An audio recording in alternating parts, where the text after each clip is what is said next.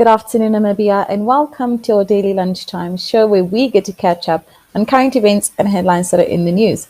My name is Priska Anyolo, and thank you so much for joining us today on NMH at 1.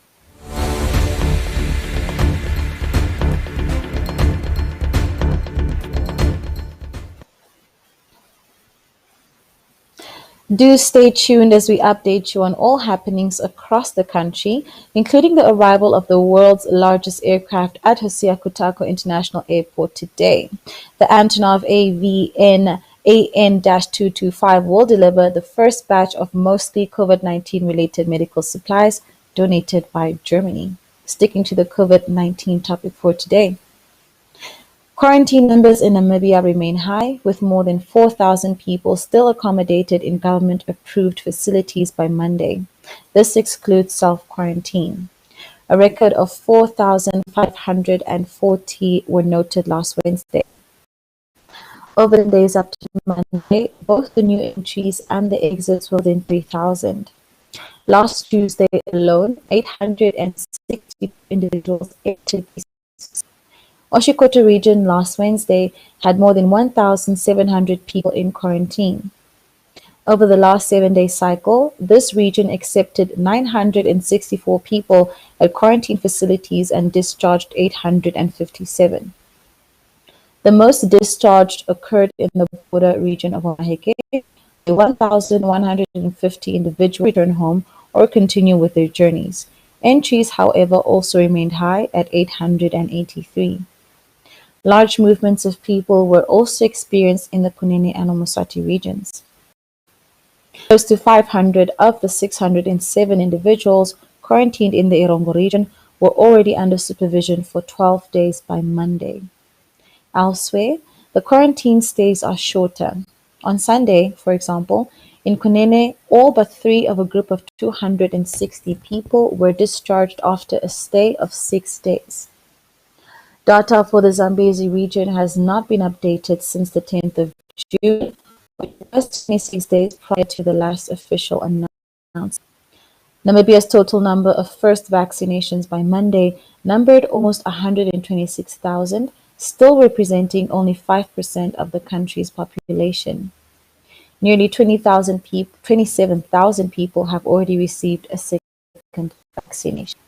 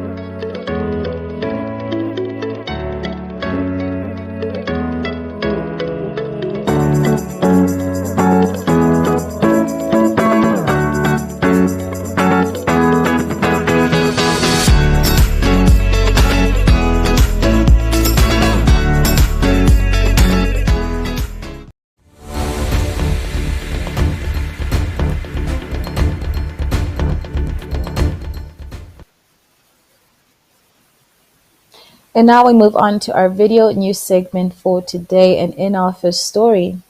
A security guard at the Katutura Intermediate Hospital says more people are showing up to receive their COVID-19 vaccinations. Ohone Tlhache was there.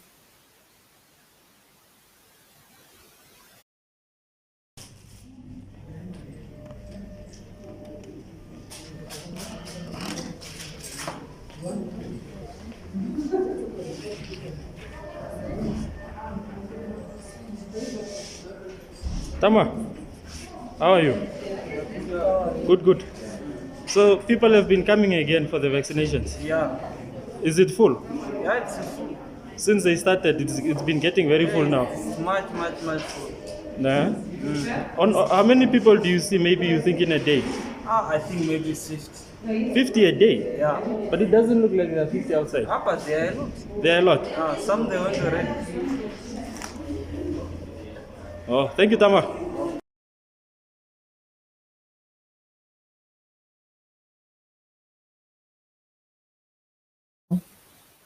The Windhoek Lions Club, together with Checkers and Sun Medical, were able to supply a sweet treat as well as a hot drink to some healthcare workers affected by the COVID pandemic in Windhoek last week.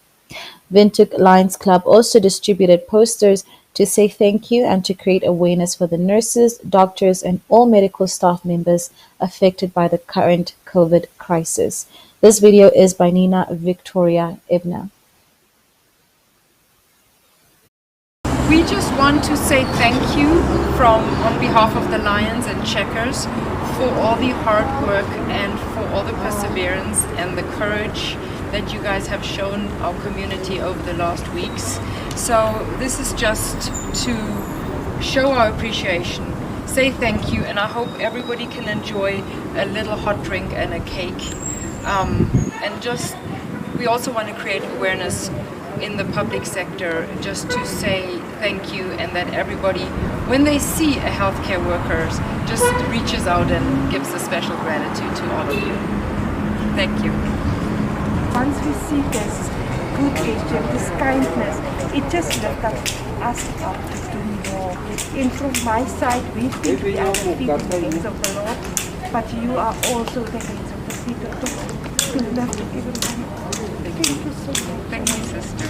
Thank you. On behalf of the department and the entire staff, we appreciate you so much. Thank you.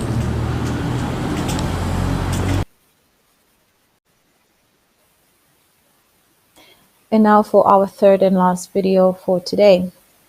Elizabeth Joseph in Keetmanshoop spoke to Bridget Greyling about her pottery school in the town that not only provides a creative outlet for the community, but also serves as a counseling session. To take a look. Hi, ek is Brigitte Greyling. Ek woonagtig in Keetmanshoop. Ek het 'n klein pottery skool waar ons met kinders en tieners en groot mense werk. En ek doen berading. En die pottery en die berading gaan baie mooi saam omdat die pottery baie helend ook is. En dit veral vir die kinders, ons doen baie goed met die kinderterapie so. En dan doen ons 'n bietjie nails van baie sculpture, maar op die oomblik is ons baie stil as gevolg van COVID, maar ons hoop teen volgende jaar gaan ons weer van voor af begin en net uitbrei en sien wat die toekoms dan vir ons bied. Well, I would like to start 2 groups for teenagers as well as grown-ups. We do pottery 3 hours a day, and then I would also like to improve my client numbers at the salon, but due to the fact that my businesses are very people driven, it is very difficult for me to expand at the moment, although I hope to in future, and we strive to really give a good product for the money that the people are paying. Although it's very, very expensive to get the clay into Keetmanshoop due to the masses of the clay, we still do it for the love of it, and I really do not make a big profit on it. But if I can see how much love and excitement and happiness comes from it, it's more than enough for me to just give back to the community in that sense.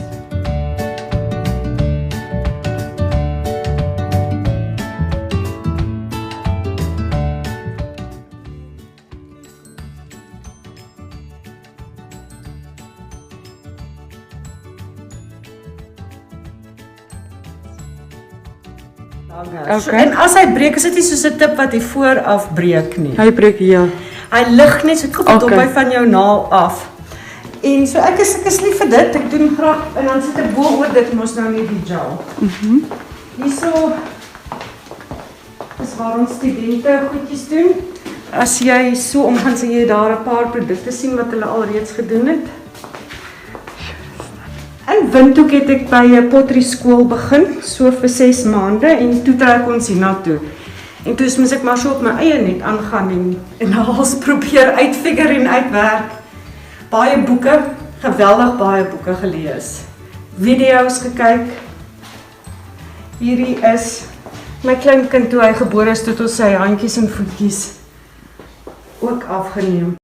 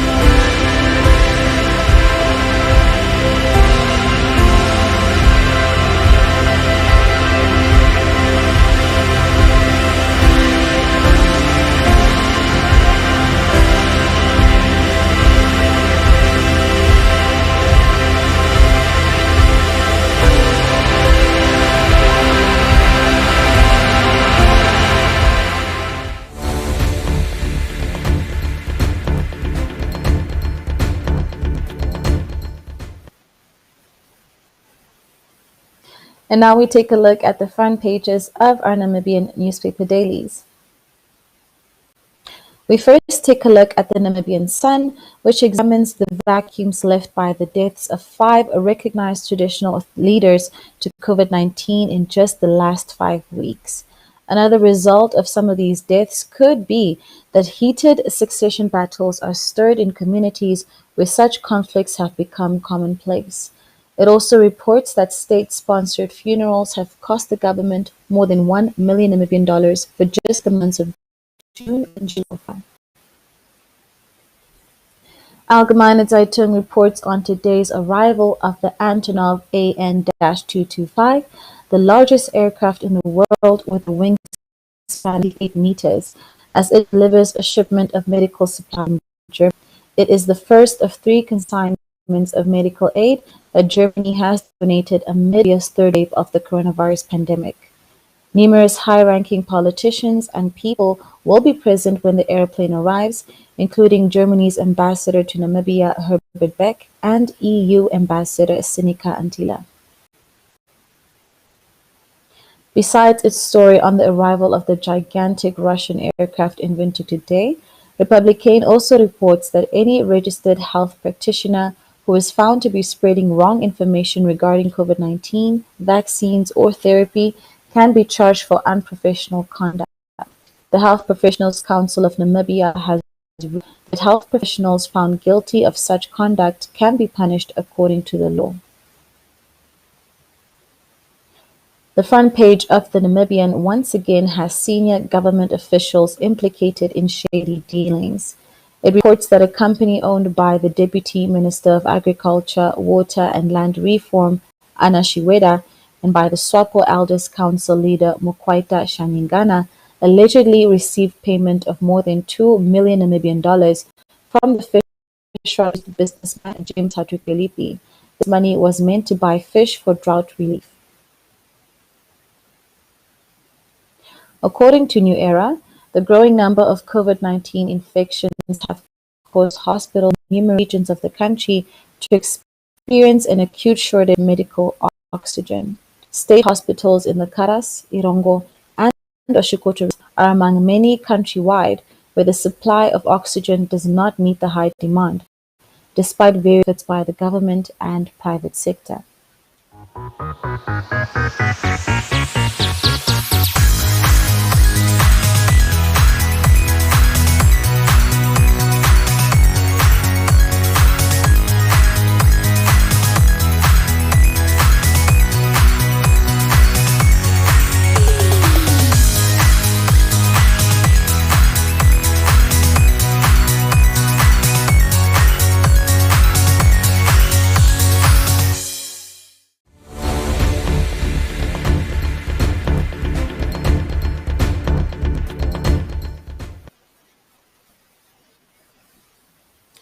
And for now, we flip through the inside pages of more Namibian daily newspapers. Republican takes a look at the recent decline in the numbers of people receiving their first vaccinations against the coronavirus, despite thousands of vaccines still being available.